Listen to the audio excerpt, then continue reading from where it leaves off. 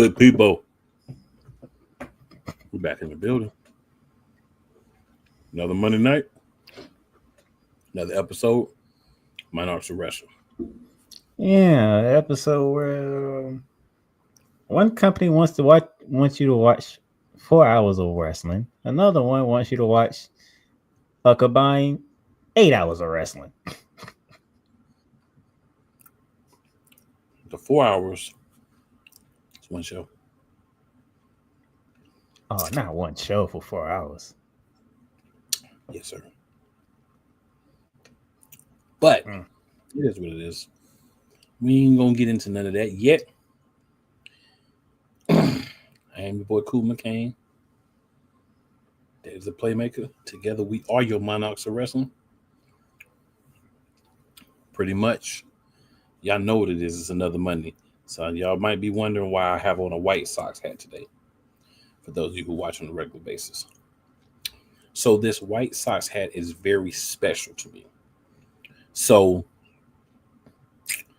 as a teenager, first got me a little bit of money. I lived in a small town. So there wasn't a large hat selection at the local hat store. It wasn't Liz, there wasn't a lot of hat selection. I ain't had money but for one hat. So I needed to do a black hat. So by process elimination, it left like 4 options, right? So going through the sizes, the only one they had in my size was the White Sox hat. So the very first fitted that I ever owned was this same Chicago White Sox hat. So got me another one. I decided I was going to break it out and rock it tonight because it's nostalgic for your boy. So just I'll throw that a little bit out there. First ever fitted. Back on the dome. Feels like it belongs. Even though I ain't no White Sox fan. So Playmaker. A lot to talk about, sir. Yeah, and just to let y'all know, there'll be some changes been moderately happening with the show over a period of time. We're gonna add some extra things to the show to create a better dialogue.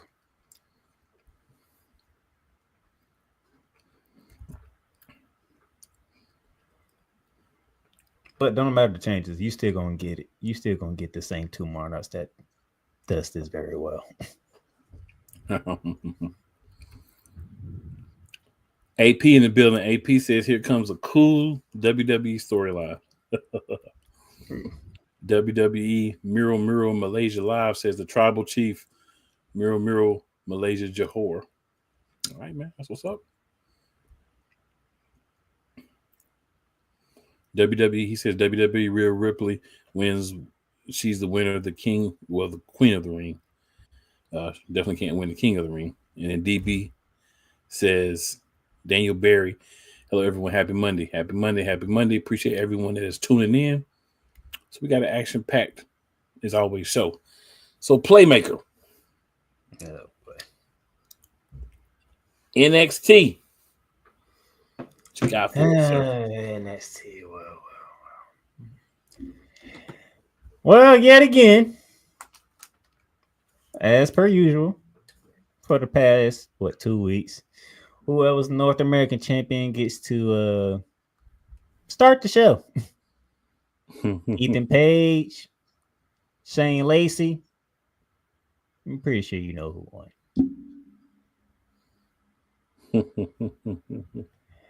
The funny part is, somebody wants their rematch. Can you take a guess who that is? I'm thinking it's gonna be Mr. Saints. Yeah. Ricky Saints, he tried to attack Ethan Page after the match, and they actually fought backstage yet again. And you know how one general manager, Ava, feels about them too. Constantly being disruptive. That's a good way to put it. So at some point, we're going to get another match between these two. Will we get the same result? Maybe will we get a different result? You never know when it comes to NXT.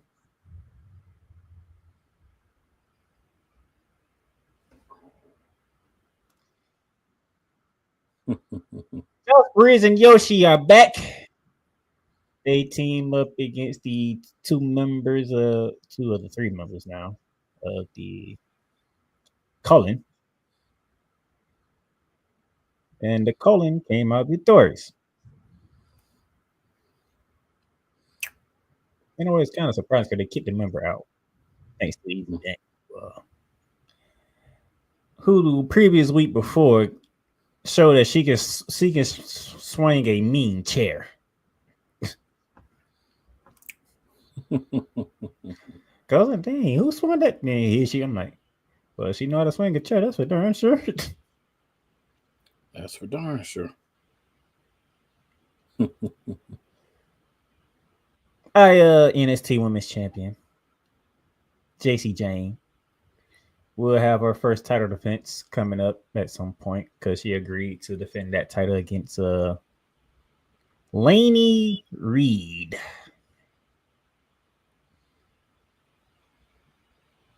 Well, at least she gets to defend the title and actually keep the title. Because we know somebody's on their way, and once they get that match, we know who's winning that match. We finally got to see Last Legend in action in singles competition in quite some time. Going against St. Clair. And I mean, for all intents and purposes, Last Legend or St. Clair, who you think's going to win that match? For all intents and purposes, Miss Legend. I'm gonna go with it.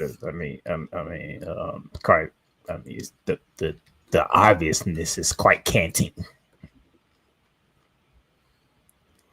But after that match, that aforementioned person who was on her way to the awards, that NXT Women's Champion, we finally have a name for her.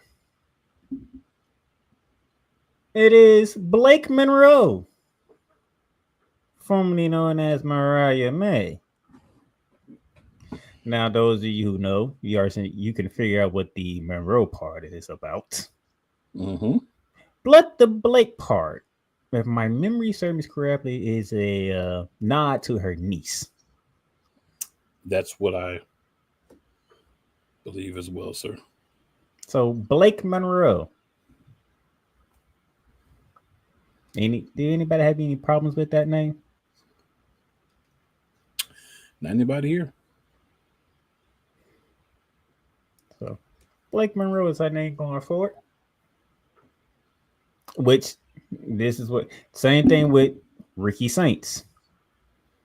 He kept the first part. He changed the second part because he wanted to represent the hometown. New Orleans Saints. So Ricky Saints. Basically the same thing with Mariah May, changing her name to Blake Monroe. One part's for the niece, the other part is for Marilyn Monroe.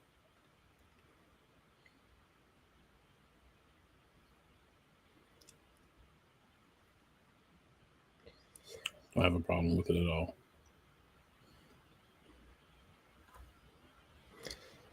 So Lusa and Tony D'Angelo had a tag match with the High Rising. And let's just say the family is continuing on a downward spiral. It's not a surprise. It's not a surprise.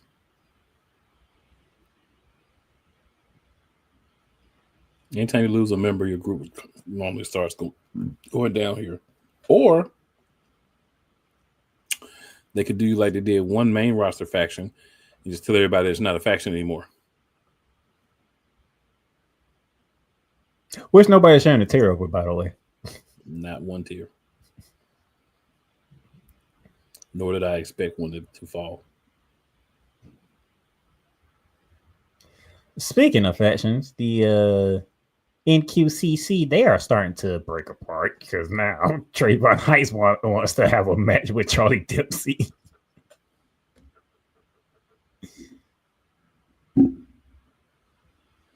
I honestly don't see the reason that this is still a faction, to be honest with you. It was a great segue though. Oh man. Yeah, it was. Talking about factions getting dismembered. Well, Everybody wanted to shout at Charlie Dempsey all of a sudden. Well, Charlie Dempsey has a punchable face, so Willie Regal's son's got a punchable face. There's that. And then the main event, the NXT Championship was defended with Oba Femi went up against Jasper Choi. Two big men fighting for the biggest prize in NXT. Oba Femi is still a ruler of NXT. So shocking. I never would have thought Oba Femi would win that match. The ruler.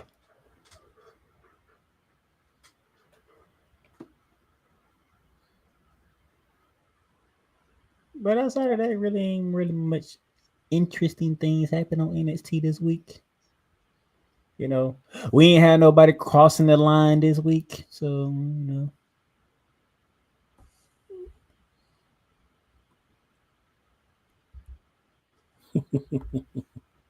I love the crossing the line reference, sir. That's right. Quite fond of it. Feels like you might be talking about some other place. Perhaps. Just saying, there wasn't no lines crossed on this one.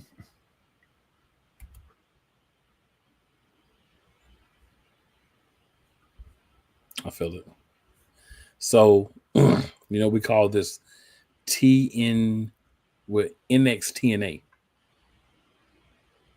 I was about to say TNXT, but it's NXTNA. So, since that being the case, I think it would be logical, right? If next we went on and moved to the TNA half of this. TNA has been very interesting because they're doing a couple of things with TNA. I'm just not quite sure what that is yet, if we're being honest. They could be going in a couple of different directions, but they are dealing with the fallout from their last PLE. We did talk about the PLE last week, but of course, the way things go, we don't necessarily get all the information for that show until afterwards. So with that being said, it is time for some TNA results.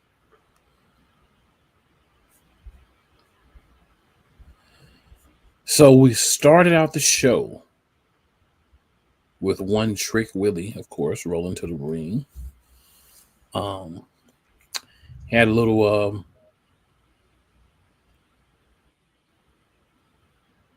celebration talk sort of thing, right?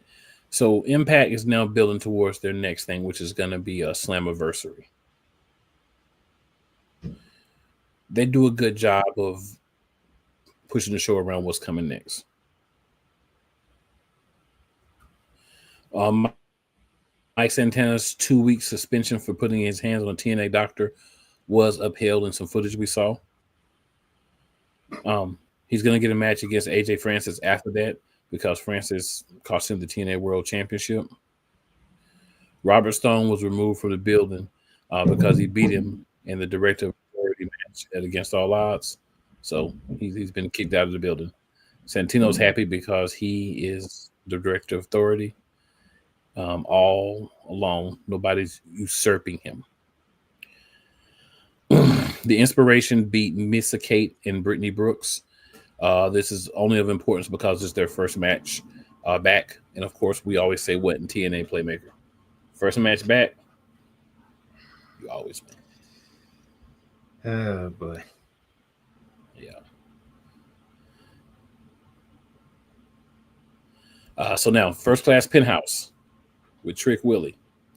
So Trick Willie, he doesn't appear on TNA all the time, even though he's their champion. But he did appear at the First Class Penthouse with AJ Francis and KC Navarro.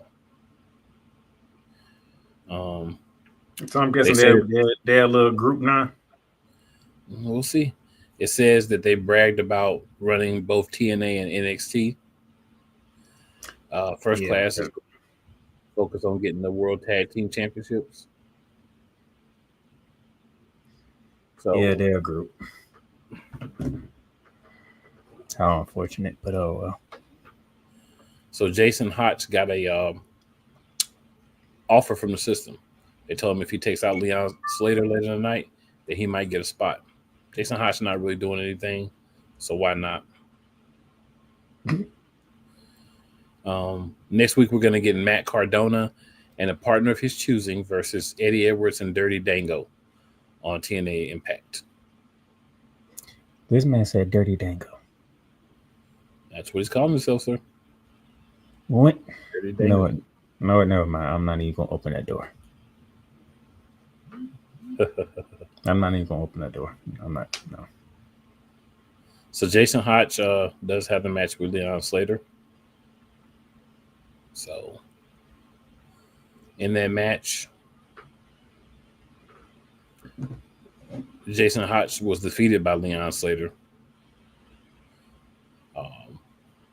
And it doesn't look like after the match that he was smart enough to go ahead and take him out, which is what was wanted, not a win, but taking him out. So, yeah, you know how that goes. Sometimes the lines don't always cross as they should. So there's an 8-4-1 match tonight with the winner getting a number one contenders Knockouts World Championship match. The people involved in this were Indy Hartwell, Killer Kelly, Jody Threat, Tasha Steelz, Zaya Brookside, Tessa Blanchard, Danny Luna, and Rosemary.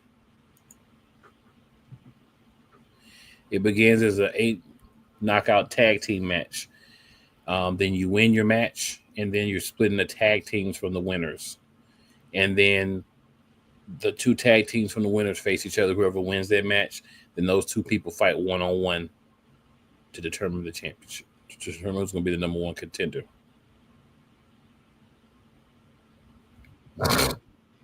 So the first winners of the first part was Indy Hartwell, Killer Kelly, Jody Threat, and Tasha Steelz. So only those 4 would be available for the next match. And then Tasha Steelz and Jody Threat are going to face Indy Hartwell and Kelly. Killer Kelly. So Killer Kelly and Tasha Steelz then beat Indy Hartwell and Jody Threat. So then they're going to go one-on-one to determine who is going to be the Knockouts champion. After that match, Masha has an interview. She doesn't care who she fights.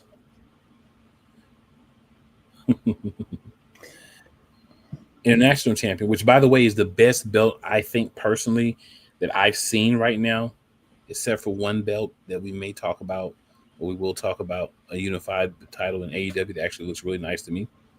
But outside of that, this international championship that Steve Macklin has is probably the best looking belt. Prestige wise, obviously not there, but look wise, definitely there. Interesting. Yep. So there's that. Little thing with Sami Callihan and Eric Young, but not really anything we're gonna focus on.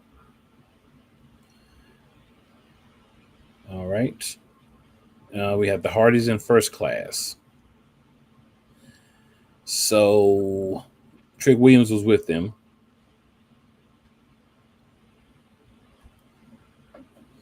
First class and Trick Williams jumped on the Hardys and beat them down.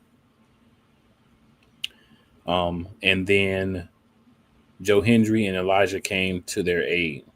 Then the system came out, the Rascals, Leon Slater, and it just came a big brawl. And Leon Slater hit the Big Play Slater to take out his adversaries. This man has a move named the Big Play Slater. So next week we should get the finals for the 8-4-1 match, which would be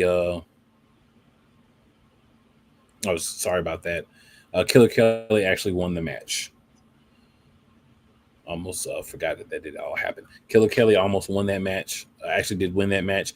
So she will be the one facing Masha Slamovich. And it'll be interesting. It'll be very fun to see. And it'll be something that we should all tune into, because it actually should be a good match between Killer Kelly and Masha Slamovich. TNA does one thing, that's they give you matches leading up to the championship, and they give you the championship matches within a couple of weeks after that. They don't drag things out for 2 months. So drag always available. Look, even when I don't mean to, sometimes I be dragging. I be going at people I don't even mean to.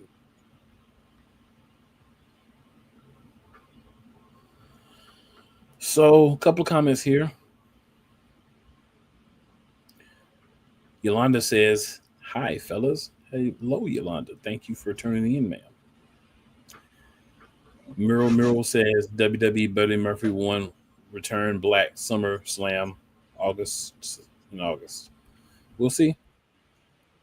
He also says the Bloodline, Jey Uso, Rhea Ripley, Buddy Murphy, Jimmy Uso. I don't think that quite works, but we'll see. And he says WWE, the OC Judgment Day, Finn Balor, Damian Priest, Rhea Ripley, Io Sky, Jey Uso, Buddy Murphy. And he says yes. And the last comment here, I really can't read, but for those of you who speak the language, it's there for you. And we're going to get into quick commercial break. We're going to come back, and we're going to give you something different. So definitely be here on the other side of the commercial break. You might see something fun. We shall see. Join Ryan McCarthy. I became a Jets fan because Kurt the Frog was my favorite Muppet because he was green, and the Jets wore green. That's how I became a Jets fan. And Dustin Henry. ESPN is cashing all in on let's pay a few personalities and we'll just kind of fill in the gaps, as they walk you through all of the world of sports from their perspective. The Albany Empire, it's a literal circus. No credentials required. Where, Ryan, say the tag. Where you don't need a press pass to talk sports. Live every Tuesday at 8 p.m. Eastern, 7 p.m. Central on YouTube and where you can find podcasts. Join the transporter to Hades. Your butt and gut becomes one. Join the reformer of hooker whores. This is my daughter, Placenta Booty Johnson. Join the bronze god. Whenever you are in distress, take off your baseball cap and throw it in the air. Join your very own superhero of broadcasting, Chris Bass. So whatever color crayon they get, they palm it and do 2 circles, and that translates to, I can be the black people. As he takes you through the week's paces in Baseline. Live every Saturday at 8 a.m. Eastern, 7 a.m. Central, Pacific Time Zone people, just stay asleep when this is on live and just catch the recording. Oh, I'm sorry. Exclusively on the Chris Bass YouTube channel.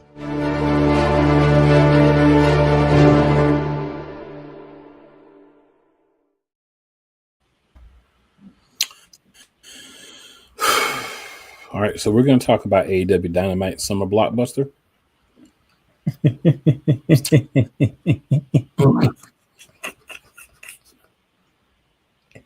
I'm sorry. I already know what's coming, so this is going to be great for me. 4 hours. 4 hours for one show.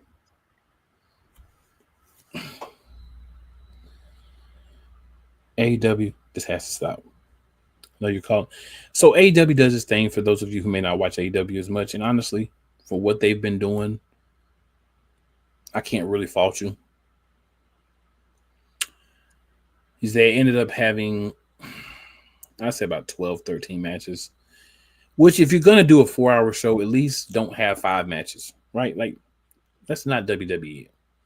So, first match was Swerve Strickland versus Will Ospreay. It goes to a time limit draw. They're about to try to do overtime, sudden death. And out of nowhere, of course, comes 2 set of people. The Young Bucks and their fellow co-conspirators and everything now, the Death Riders. But the Death Riders ended up just kind of leaving things to the Bucks. They took out specially made Reebok cleats, and they tried to double super kick Swerve with the cleats, back to what he did to them at the pay-per-view on the Blood and Guts match. But Will Ospreay jumped in and took the kick for him. Later in the night, jumping ahead, but important piece. Hangman goes to Young Bucks and says, "Stay out of my business. Stay out of Ospreay and Swerve's business. I didn't ask you to touch Swerve. Leave them alone," or whatever. Young Bucks, of course, are not going to listen, but he's doing his thing. You're funny, sir. The next match we're not going to talk about because we're only going to talk about things that are important. So the Hurt Syndicate ended up having a match with Speedball Mike Bailey, Kevin Knight, and Mascaro Dorada. Of course, the Hurt Business won. It won in type gear, just say for the MVP on it. You know how his old all over gear with the letters on the back and the weird bubble circle things. Huh. But dominant win, of course. John Moxley then tells Adam Page to shape up before All In. He gets himself together. We're not going to get down to him, but they didn't take him out because they just wanted to know that the Ops also made a save.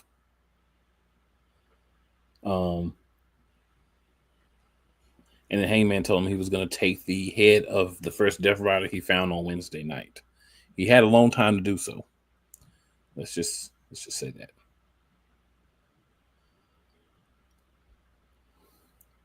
So Taya Valkyrie, Anna Jay and Ty Mello tripping. Had a tag team match. Ty Mello is now back against Megan Bayne and Penelope Ford. Anna and Taya defeat Bayne and Ford. I'm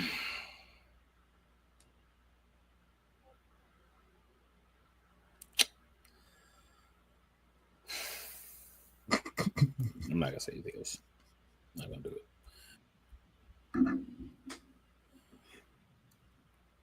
it. We didn't have the contract signing for Kazuchika Okada and Kenny Omega. They're putting the international and the continental championships in a unification match for the AEW Unified Championship.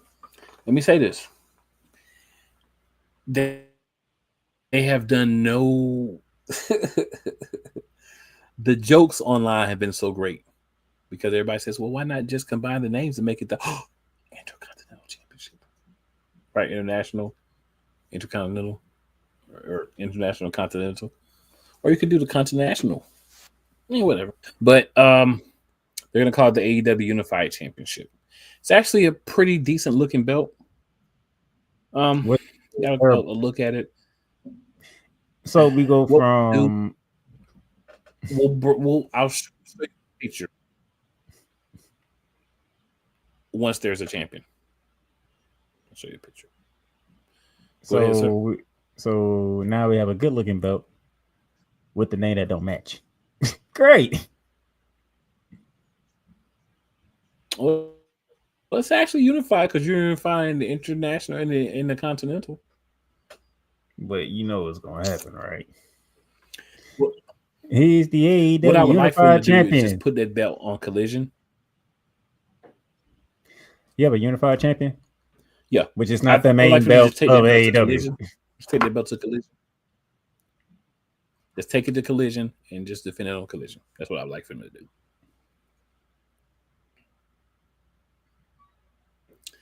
Yeah, questions are definitely about the name, but during the contract signing or the face-to-face, whatever you want to call it, because they're all about the same now. Don Callis comes out. He was in the back yelling at Okada what makes him worthy of his shot.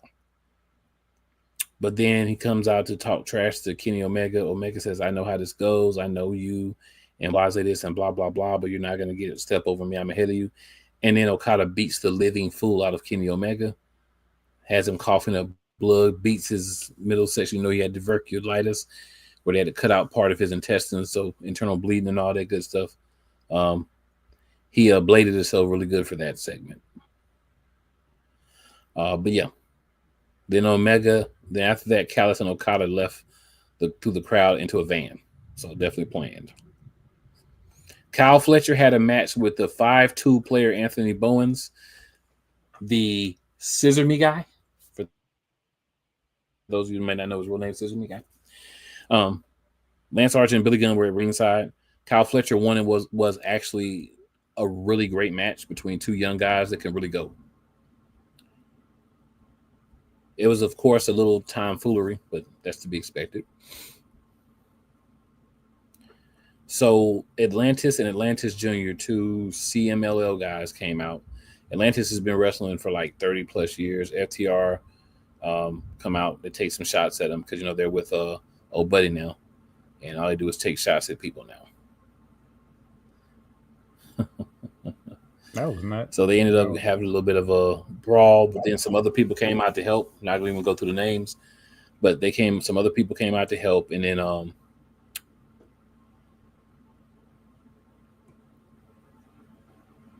Atlantis got a couple of licks in and got a chance to kind of get a little bit of his toughness back. Toni Storm had a match with Julia Hart. Julia Hart, she's going to be caked up soon. She's still young. I can see the cake potential there.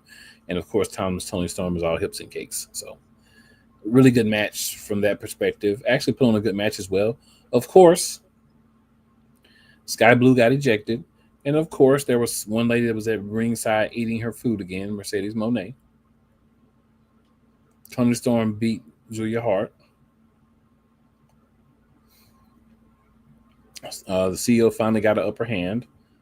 She's lost another one of her championships, the New Japan Strong Women's Championship. She's lost it as well. So now she's Mercedes 3 belts, I believe. Maybe 2 belts. Can't remember how many she has left because she lost one of the other ones too. Zexis, one of the AAA wrestlers, confronted the CEO and accepted her challenge that she had put out for next week. We had a match between the Conglomeration and MXM. Yeah. Bandito had a match against the Beast Mortis. Yeah. If y'all want to know who won, Bandito won. And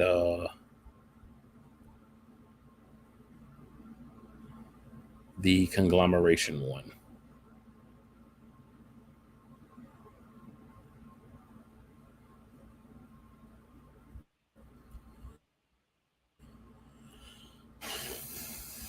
Don't look at me like that, Playmaker. Don't do it. I don't got no choice because you didn't say Queen anything. Aminata had a match against the Toxic Spider in what was a very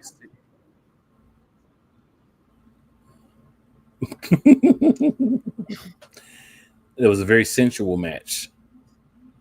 And actually not a bad match either, but very sensual. Something that you don't put Spider and Essentials in the same sentence.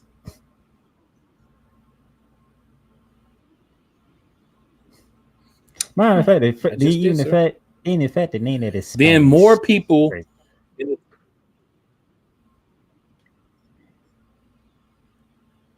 Yeah, her name is Thekla, but she's the the Toxic Spider. So I like the Toxic Spider. Anytime Queen Aminata's in a match, there's always cakes involved. Then we have another part of the Don Callis family against Daniel Garcia and the Paragon. That is the new name for Adam Cole and his two buddies. Terrible name. Don Callis family won the match.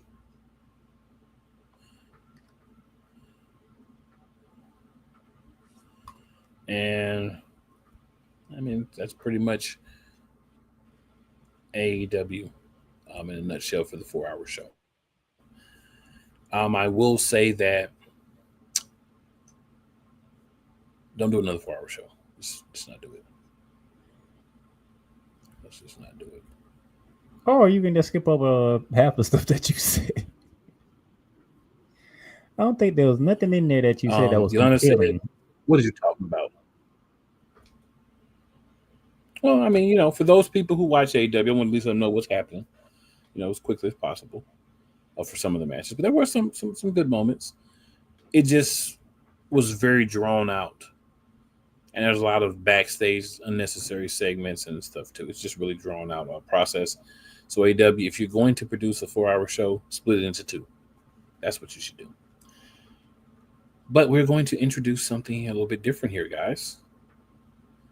So we are now going to shift over and we're going to start our legendary wrestler of the week that we're going to be doing from now on.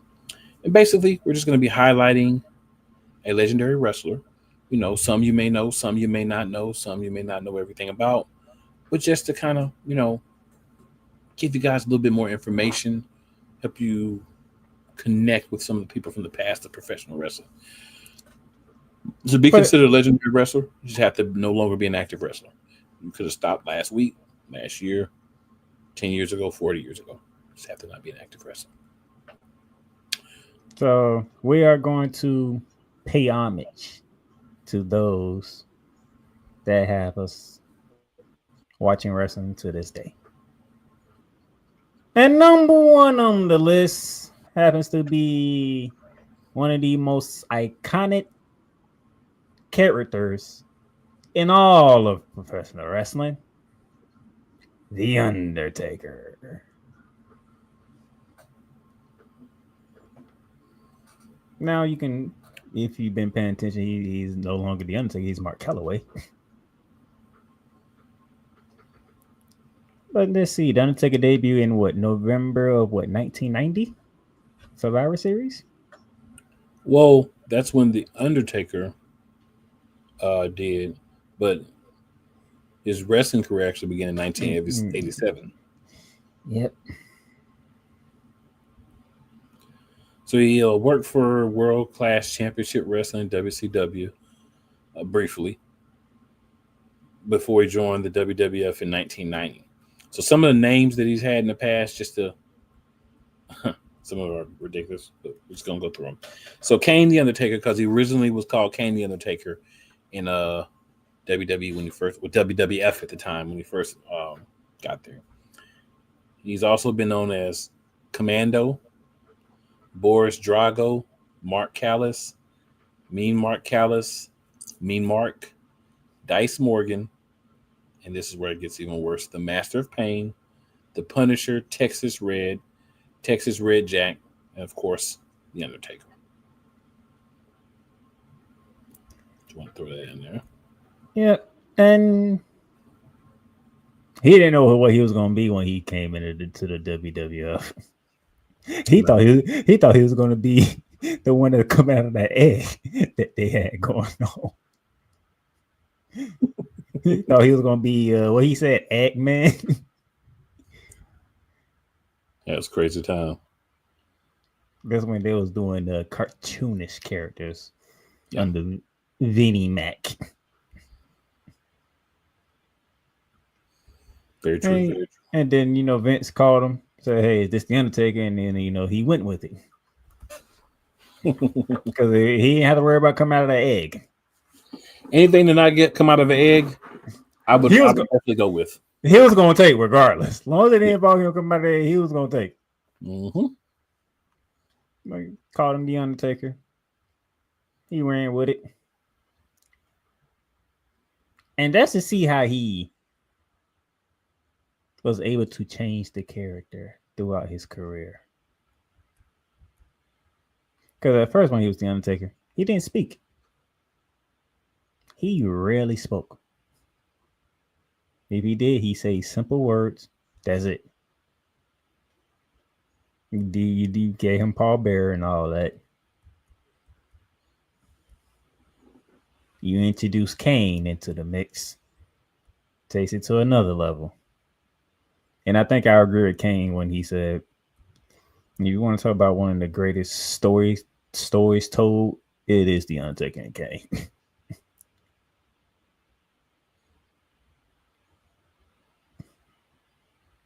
Just their characters themselves and the longevity of them two had, and then when they came together as brothers in destruction, it is all work. It is all intertwined so well done. But of course, you know about the WrestleMania streak that went all the way up to 21-0 until he lost to one Brock Lesnar at WrestleMania 30. And that was the end of that. And ever since then, we don't have to worry about having a WrestleMania streak. Thank you, Paul Levesque.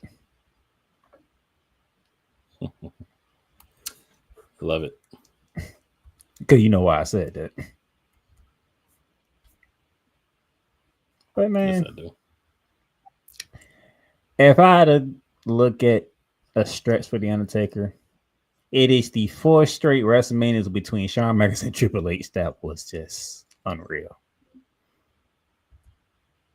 Them 4 years of them 3 intertwining doing WrestleMania, for me, my favorite moments of Undertaker's career, if I'm being honest.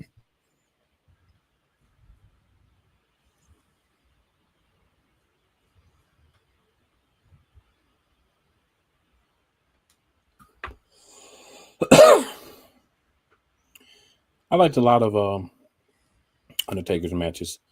I would say, you know, for me, it's just the fact that he had the longevity, he kept the mystique. He changed a lot, you know. You had the American Bad A and all those things, but you still got that base Undertaker. You know, you still got some version of him. Still got the rest in peace, even when he was going to keep rolling, and all that. And we saw him gradually go back to the gimmick that kind of made him famous. So I loved what he did throughout the career. I loved all of his WrestleMania matches, even the loss to Brock Lesnar. I just felt that the streak shouldn't have ended. I'd have liked for him to just be able to continue and have that be something else that he had as a notch in his belt. A lot of people refused to lose to him, to beat him.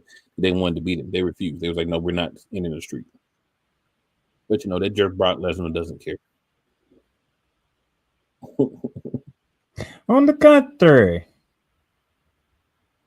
Brock did care. But you know who had the final say, though?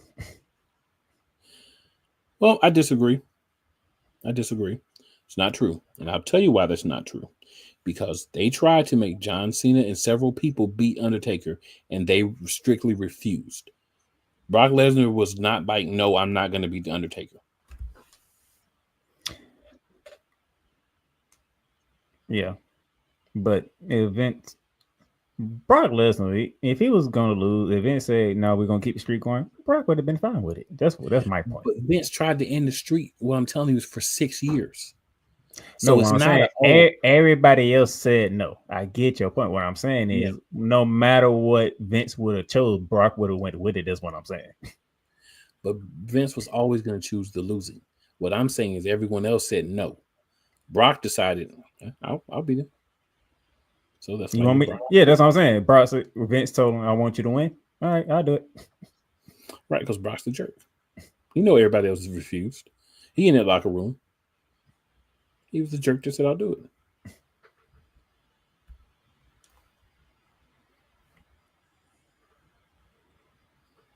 That's my story. I'm sticking to I know you sticking to it. That's why I ain't say nothing else. it. But when you say he didn't care, I'm like, yeah, he cared. It's just Vince wanted him to go over. He went with it. All right, go over. It is what it is. Right. He didn't That's care. the part. That's the part that you don't like. It is what it is at this point. Then. No, he didn't care. He jerk. He jerk didn't care.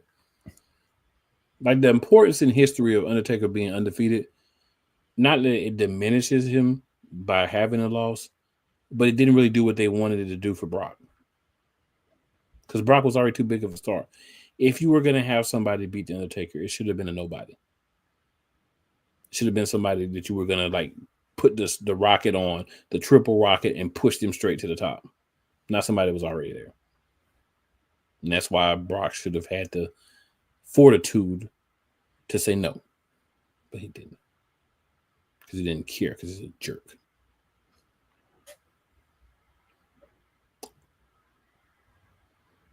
Of course, the opinions of Kool McCain may not be the opinions of one playmaker.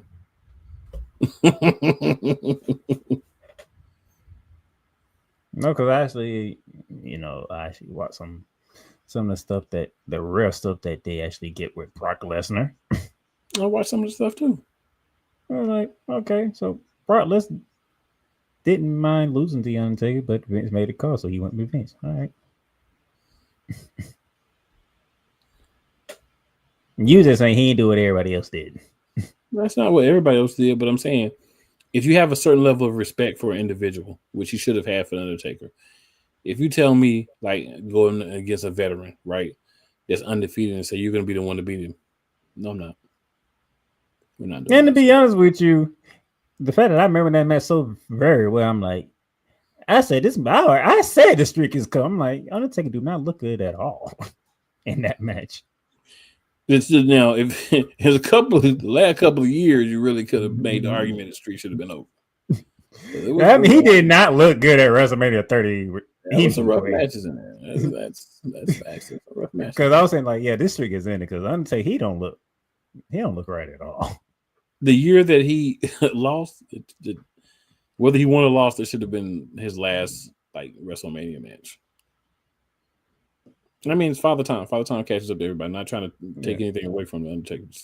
Father Time catches up to everybody.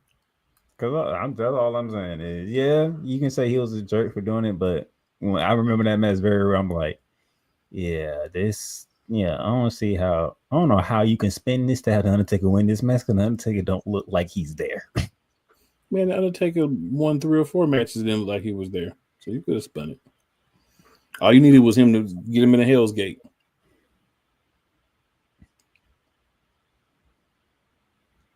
Hey, all good things come to an end, unfortunately.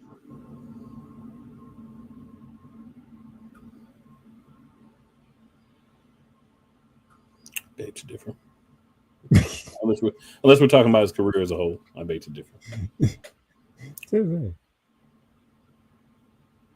Just like all bad things don't last forever. They come to an end at some point. Yeah. I could go dark there, but I'm not. I'm just gonna say yeah.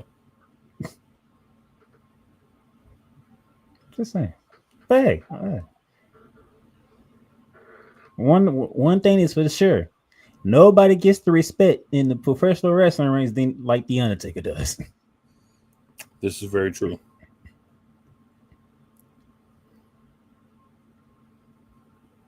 I agree. That man is very respected.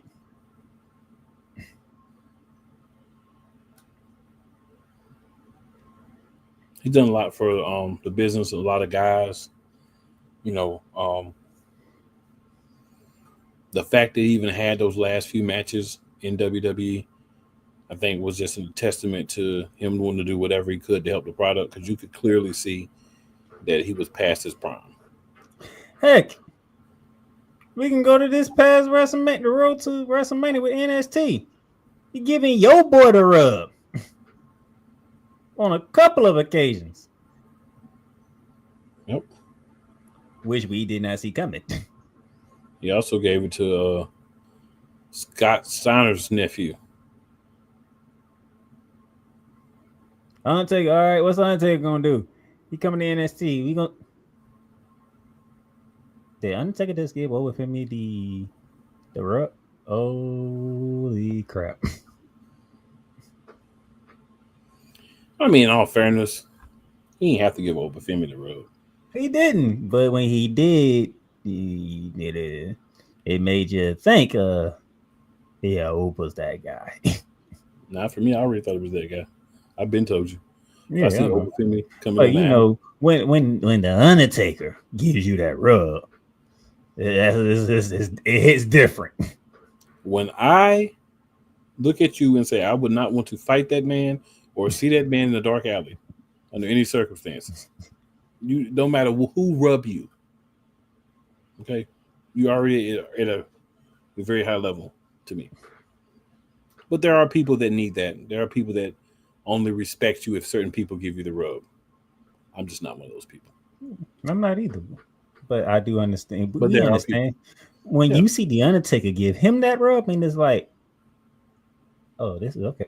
Okay, I must fully invest and pay attention now. I dig it.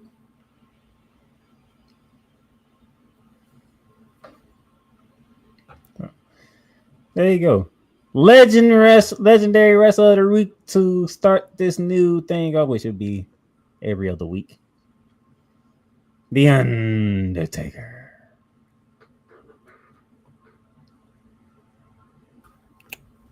There we are. So good people. Quick commercial break. And y'all know what's hitting for when we come back. Let's go. Whether it's the men's college game, The way that this season has been going, yeah, anything is possible. the women's college game, And how passionate Angel Reese was at that press conference, they got their mojo now. the WNBA, AJ Wilson on Twitter 1 and 2, followed by Brittany Griner, Aaliyah Boston, Jackie Young. or the NBA. The Lakers had a 0.8 chance of winning. And then what happened in the fourth quarter? LeBron James by himself outdid the Clippers. You will get any and all of the information right at your fingertips or your earlobes. Join the Playmaker as he breaks down all things basketball in Shooting Lights Out on the Playmakers blog, network, YouTube channel, and where you can find podcasts. Hey, Eagles fan, join my man Cool McCain and a host of others as they break down every single game, every single week in an objective manner, and also from a fan's perspective as well. Remember, this cast feels just like you. Nobody likes you. And you don't care. Fly, Eagles, fly. Eagles Elite Podcast, every Wednesday at 8:30 p.m. Eastern on YouTube and other podcast outlets. Rams fans all around the world. It's a beautiful thing to be a Rams fan right now. Stafford's back. We're going to see about Cup. And running back Kerryon Williams to a return. Lend me your ears, or should I say lend Playmaker your ears, as he breaks down week by week everything in the Los Angeles Rams canon. Number 99, Aaron Donald. Can't wait for 2029 to come to know that you are going in the Hall of Fame, and it should be first ballot, no questions asked. Join the Playmaker as he breaks down everything Los Angeles Rams style in Ramily Talk on the Playmakers blog, network, YouTube channel, and where you can find podcasts.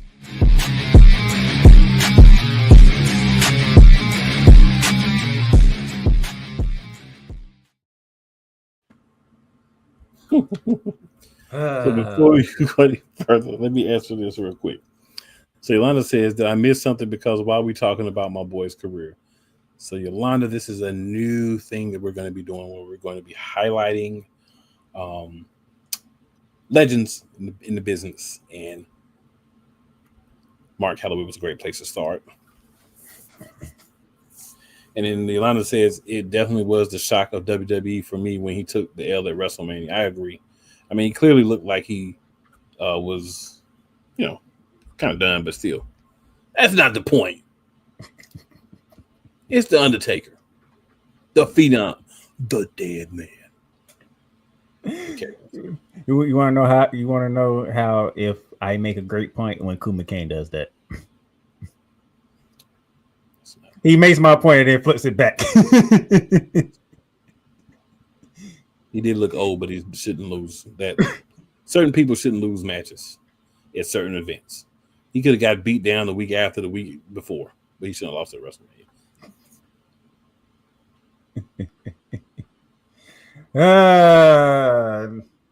For me having to laugh to Kuma Kane not being pleased because we are on the road to Saudi Arabia and Night of Champions. Yay. Just kidding. No, he means that. He Saudi events does not do Kuma Kane any favors. And it doesn't do him any favors because it's called Night of Champions, where the king and queen of the ring would be crowned right there again. And neither one of them will be what? Champions. Depends At on a pay-per-view called what? At a premium live event called what? Night of what? They'll be called King and Queen of the Ring, and then they'll get that title shop up in New Jersey. Right, but they're fighting at a pay-per-view that's called what? A premium live event is called what? Night of Champions. And are any of the people in the King of the Ring champions? Nope. Will they be fighting anyone as a champion? No. That's the kind of bull crap I'm talking about. Yeah, I miss where Night of Champions went. Every single title has to be defended. It don't even to me have to be every title, but every match should be a title match. You know why? It can't be every title because they ain't gonna have but 7 matches for 5 hours. I digress. I mean, no, they ain't AEW. I don't even think they go past 3 hours at this point. That was an exaggeration, sir. 100% exaggeration. Yeah, not that I think about it. I think Triple H likes that 2 hour, 3 hour time frame right there. That's Paul Levett's time frame right there.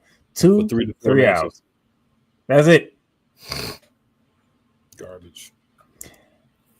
Hey, you know what? Since I'm kicking it off with dismays for Kuma King, I'm going to continue because we're going to have the final match between CM Punk and John Cena at Night of Champions. I don't have a problem with that. Why? You know why I don't have a problem with that? What is John Cena? I mean, you're a champion. A champion. And what is he doing? Defending the belt against someone. And that's CM Punk. I thought you didn't like it's in Saudi Arabia instead of SummerSlam. It doesn't matter. Okay. It doesn't matter. Follow the theme. Okay.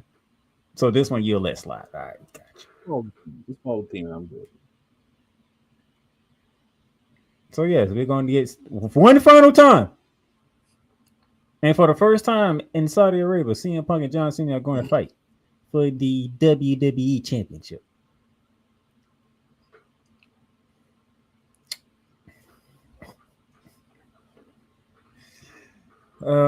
What's I forgot what you said about Chad Gable. The reason why I said it because he lost to AJ Styles. He better have lost to AJ Styles, Joe. What's that you said? He might as well just stay up Grande Americano for now on.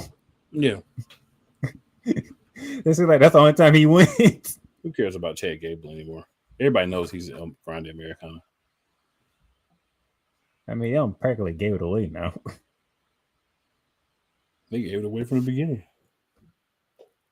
All of a sudden, he's in love with this one guy. Back to my theme ever since we was going to WrestleMania, but WWE wants to have multi-personal matches for great events. Well, we got King and Reign first round contested in fatal 4-way matches.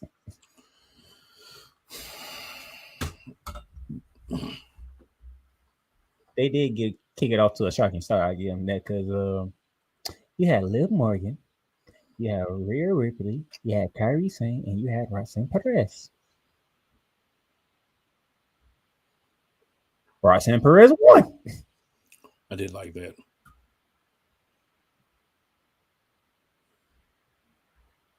I mean, why not continue the this theme that you got going on with Roxanne Perez? Even though I probably think most people would prefer Rhea Ripley a little more than at this point.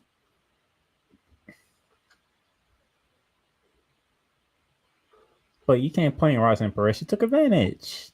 Kyrie Sane hit the elbow and she rolled her up for the win. That's what happens when you have multi-personal matches.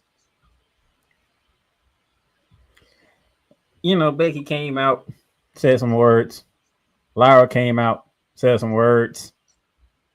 But you know who spoke the biggest of them all? Bayley. No words, no words, straight fists. Fist To the face, straight to the face of Becky Lynch. She got what she deserved.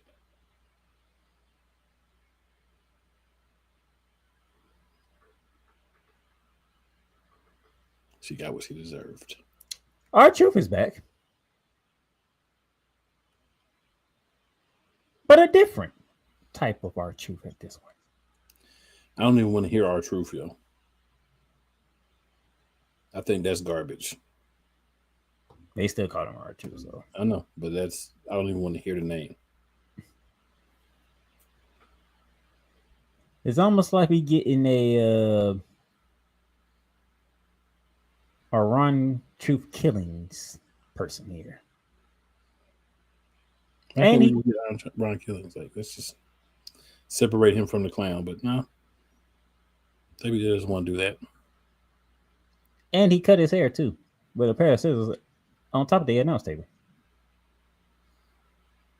That was interesting. I will say that.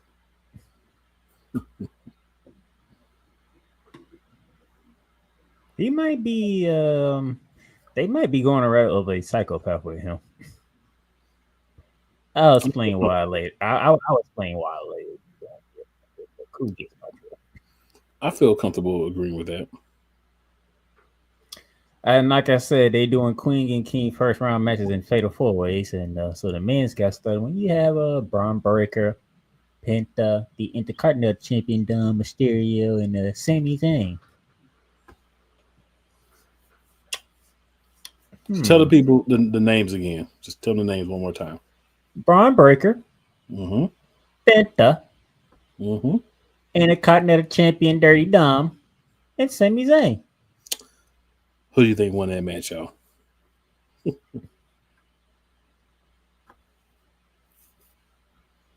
The guy that's from Canada.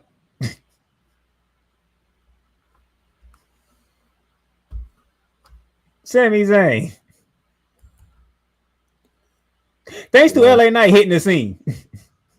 Yolanda, if there is anybody in the world that feel you, I feel you for this comment. Those 4-way matches are a joke. A complete and utter joke.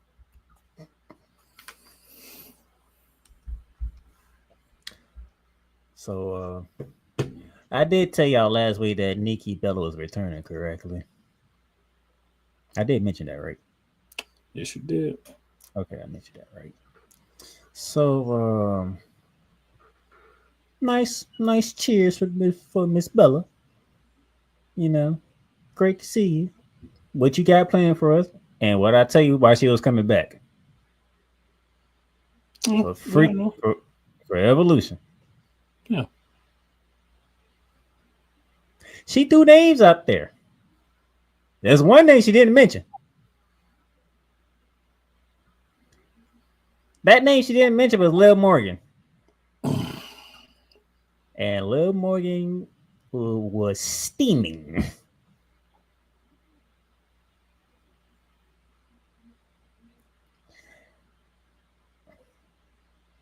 With her coming out steaming, might have begun a turn for Liv Morgan. Because usually when Liv Morgan comes out, they don't really cheer for Liv Morgan. Oh, but when she came out to confront Nikki Bella, they cheered for her then. They'll definitely get you some tears for sure. So I'm guessing at some point, Liv Morgan, Nikki Bella at Evolution, which would be inside the State Farm Arena down in the ATL. I feel comfortable with that as well, sir. Or I did surface on the web and heard a couple of rumors. The Bella Twins against the tag team champions. So here's the thing. I don't think they would have Brie back after the AEW thing with Bryan Danielson. She didn't technically wrestle for them, so they could. But I'm not sure that she even wants to be involved in the business right now. But hey, we'll see.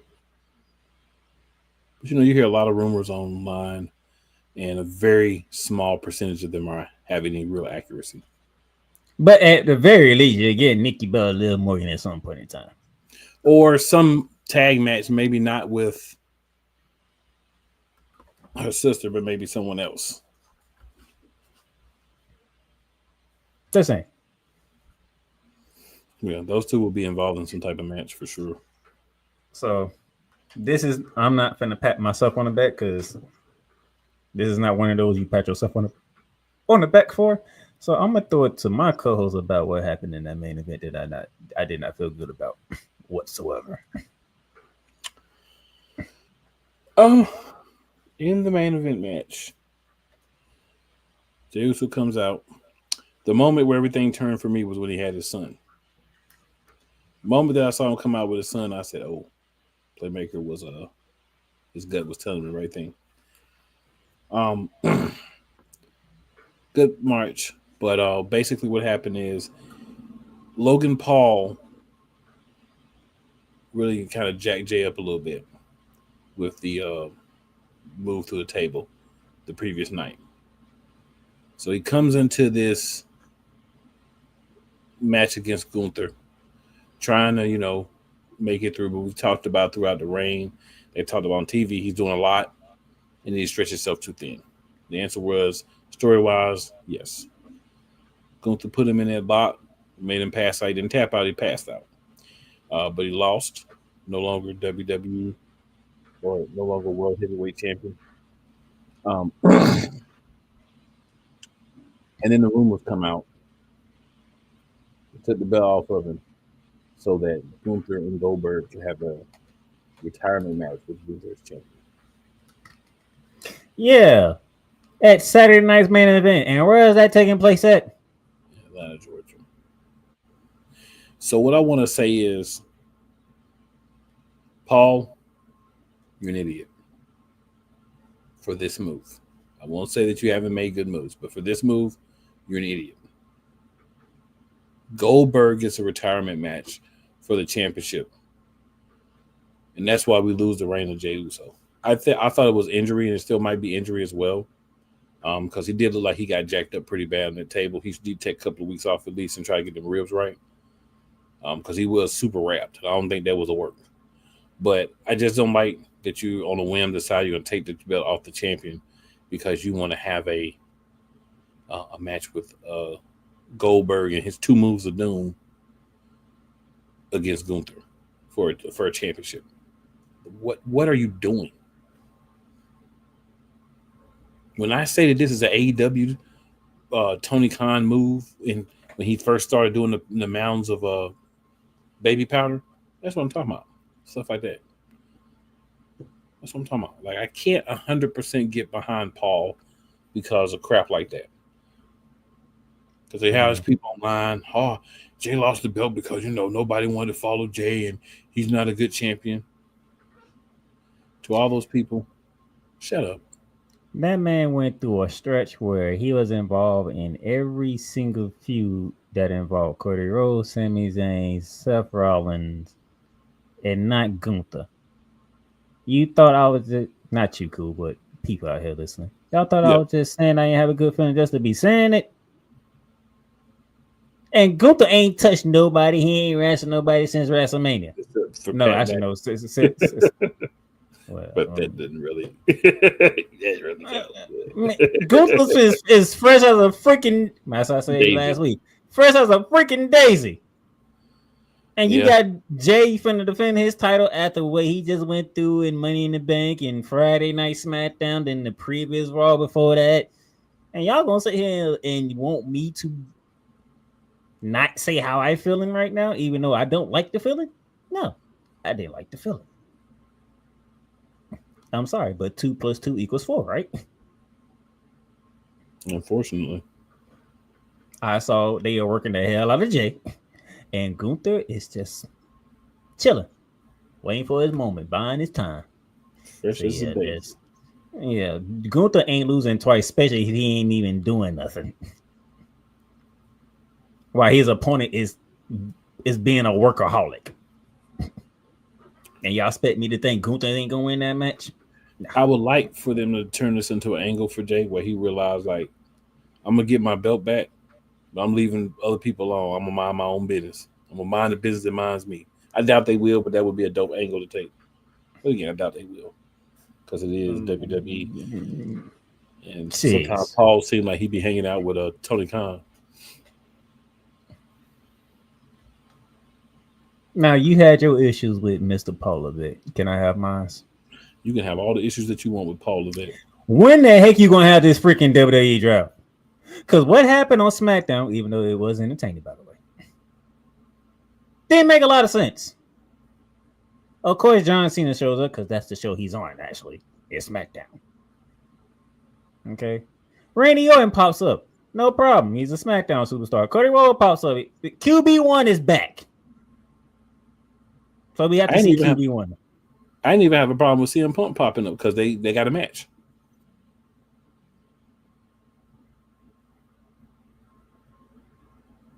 LA Knight showed up. Then R2 out of nowhere showed up. What show is R2 on?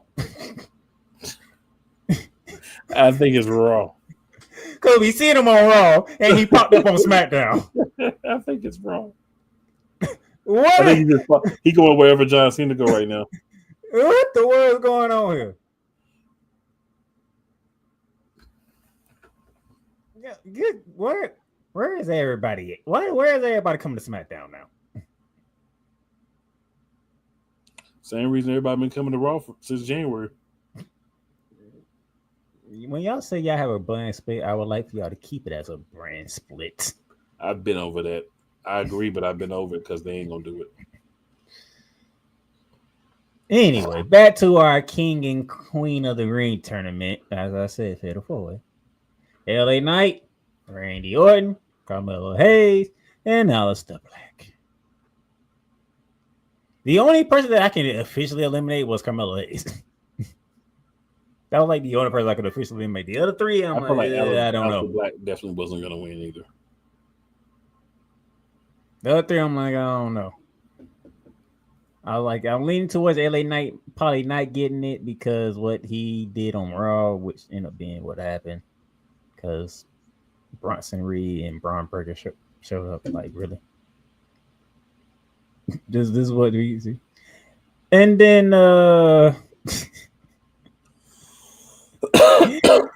your boy caught a nasty RKO. That was nasty. Your boy caught a nasty RKO. You did. I was ready for that one. That was a good one. And Randy Orton actually won the match. I was impressed. I'll be honest, I didn't think Randy Orton was going to win because I thought it was going to try to push Aleister Black. That'd be a good spot to try to push Aleister Black, but they went with Randy Orton. I thought Aleister Black had the worst odds of winning, to be honest. I thought he had worse odds than Carmelo Hayes because he just got back. You know, Paul, because some of the stuff he do is still Vince. They don't like to push somebody too far up when they just get there. And then, we had the Miss Money in the Bank make her appearance.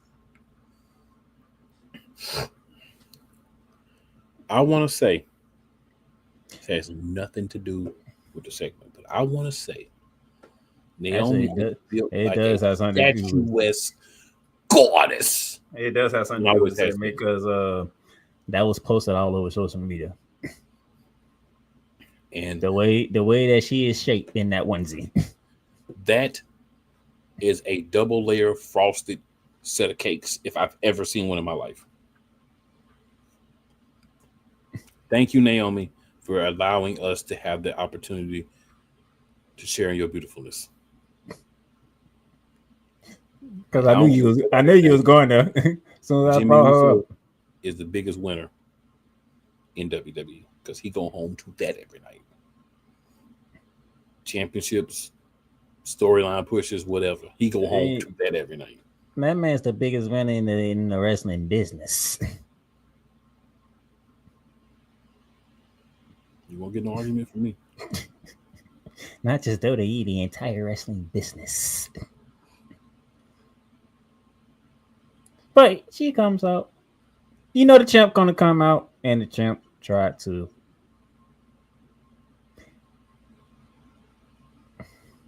I hate to say this because I actually like Tiffany Stratton, but she tried to pull a fifth grader move on Naomi.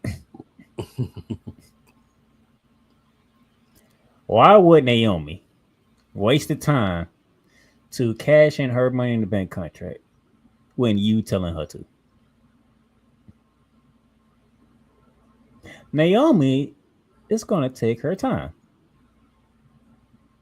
She going to want you to look over your shoulder every single day.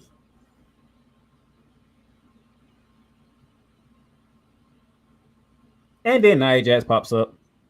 Try to take her out. Doesn't work. And she stops her from doing it. But before all that happened, the women's fatal four-way with Nia Jax, Jade Cargill, Piper Niven, and Michin.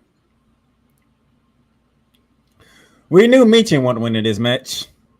We knew Piper Niven wasn't winning this match. So it's either Nia Jax or Jade Cargill. And I feel like Nia Jax wasn't going to win because she already won the thing last year.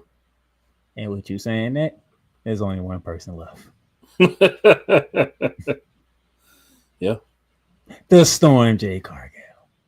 Oh, and by the way, congratulations on your first acting role. Absolutely.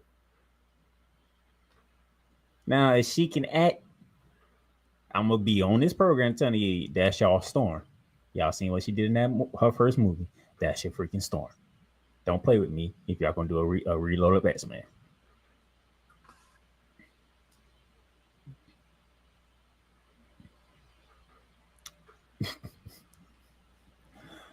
All right, so we're backstage. We have all the tag teams backstage. DIY Street Profits, Mother Machine Guns, and I'm missing the team. What team? Fat Sam. Why all them backstage? Well, somebody gets to be the sacrificial lamb to the Wyatt Six.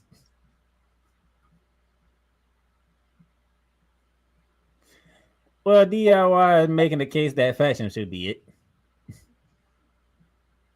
Faction was like, we up for the challenge.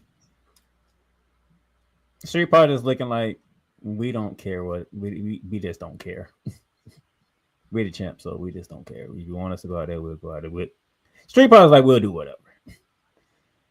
Nick Aldis says, well, since we have a veteran team here, Motor City Machine Gun. So Motor Machine Gun became the sacrificial lamb for the Wyatt Six.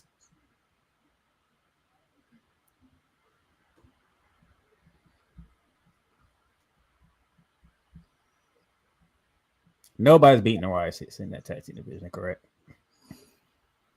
What do we say?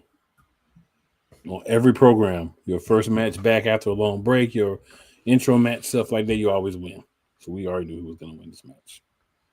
Keep it in the buck. We already knew. After what happened in the opening segment where R-Truth attacked John Cena, Nick Aldis has some words, and fast forward later, John Cena runs into the aforementioned Big Jim. John Cena asks him some snotty questions. Jim answers to all of them, no. Then John Cena says, when you see your friend, Mr. R-Truth, tell him I'll be in the ring. I'll be waiting for him. John Cena comes back out to the ring. He says some words. He wants to fight R-Truth and all this other stuff. And then CM Punk music hits, which you said earlier you didn't have a problem with. Because they're in a championship match feud. So I expect you to show up on the other show for that. And he pretty much is talking to John Cena, and pretty much he's saying the rules are have reversed. John Cena is now the old CM Punk, and CM Punk is now the old John Cena. Which, when you think about it, it's like the most ironic thing you could think of currently in wrestling. That's a good point.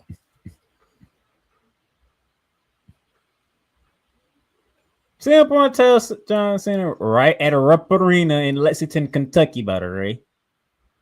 Let the people celebrate you for what you did, what you have done for this business for as long as you've done it.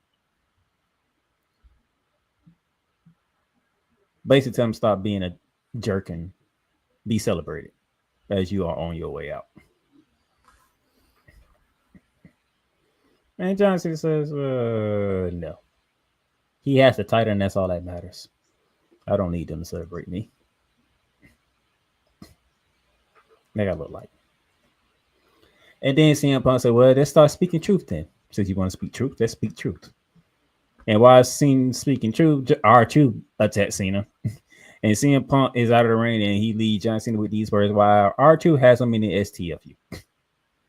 The truth hurts. And he said that literally and figuratively.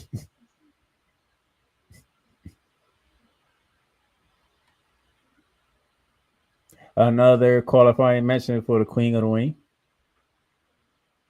Charlotte Flair, Alba Fire, Alexa Bliss, and Candice LeRae. Off what you know what two ain't winning. Just off rip, you know what two ain't winning. That only leads to interesting dynamic duo of Charlotte Flair, the Queen Charlotte Flair, and Alexa Bliss.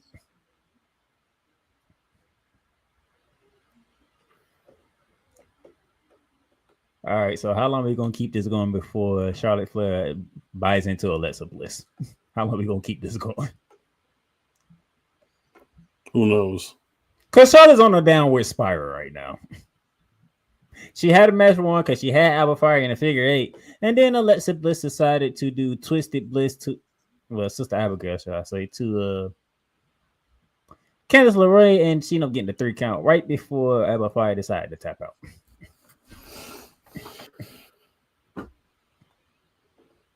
So now you have Alexa Bliss advancing, and Charlotte Flair yet again miss out on another opportunity. The Queen is on a losing streak here.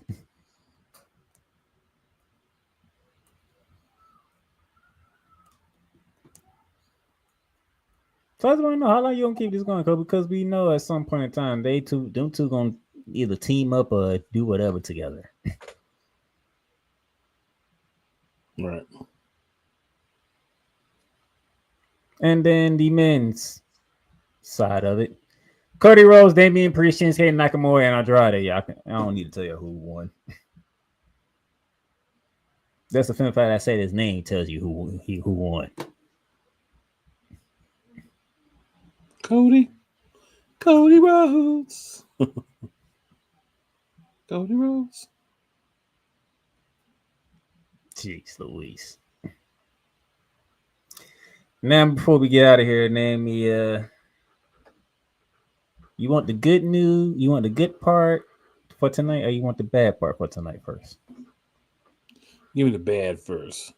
He wants the bad part first. The bad part is we still have 2 more matches for the first round of the King and Queen of the tournament. The bad part about it is Jey Uso is in that match. That is the bad part. instead of him licking his wounds and trying to find a way to getting back to Gunther right away, no, he's going to be put in the King of the Ring tournament. But it's got to do that because Goldberg's going to be fighting Gunther. And in that match, who he's going against? Let me look at that. See if I can find it. He'll be going against Sheamus, Rusev, and Bronson Reed.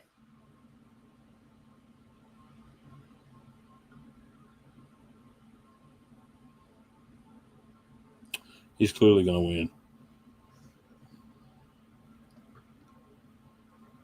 win. Yeah.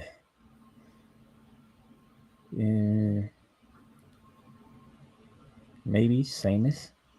Then again, Sheamus and Rusev had date. Yeah, Sheamus and Rusev is going to end up wilding out. So here's the problem: Sheamus and Rusev they have beef, and you already know Jey Uso and Bronson Reed have beef. So, but the only name of this match is really Jey Uso. Bronson Reed, he gonna probably get cost the match by LA Knight again. Yeah. So or it's like Roman Reigns or something. So it's pretty like whoever can avoid their beef the longest is gonna win the match. They just threw Jey Uso straight in there. Oh, by the way, Nikki Bella is returning and she's gonna address Liv Morgan, so I'm looking forward to them two to have fisticuffs coming up very soon tonight. That should be fun. Hopefully we get to hear from Bayley and how she's pissed off at Becky Lynch for what she did. Oh, matter of fact, Liv Morgan's going against Kairi Sane. Interesting. Last time this happened, Kairi Sane won. Could we see a repeat performance? Because it looks like Liv Morgan is catching a lot of enemies lately. And then the good part. You ready for the good part? Need some after that. The ladies have to close out their final match for the first round. I'll be now with Raquel Rodriguez, Stephanie Vaquer, which I love watching. And finally, she's returning. Asuka is back.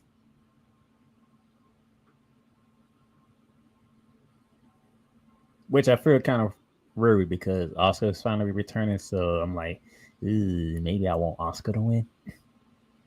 But you know how I feel about Stephanie Vaquer. Yes, I do. I don't so blame this one kind of sucks for me.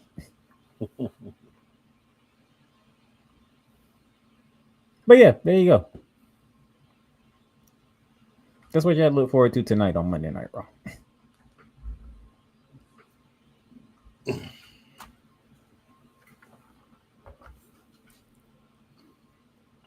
So, good people, make sure that you like, share. You can share multiple times too, by the way.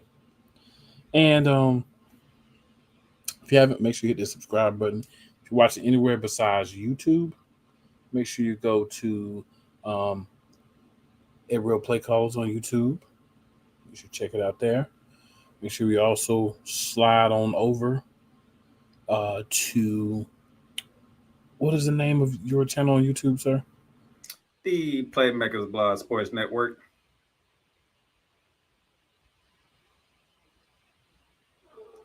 The Playmakers Blog Sports Network is where you can catch what I do on my side of the tracks. You just go to YouTube and type in the Playmakers Blog. We should come right up with no problem. All right? No problem whatsoever.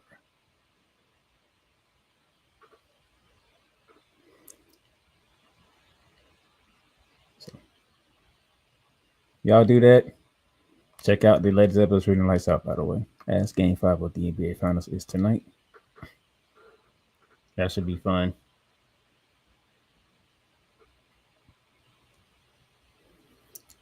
And for that, I think we can call it a show. Whenever the co-host comes back to end the show, because I can't end the show.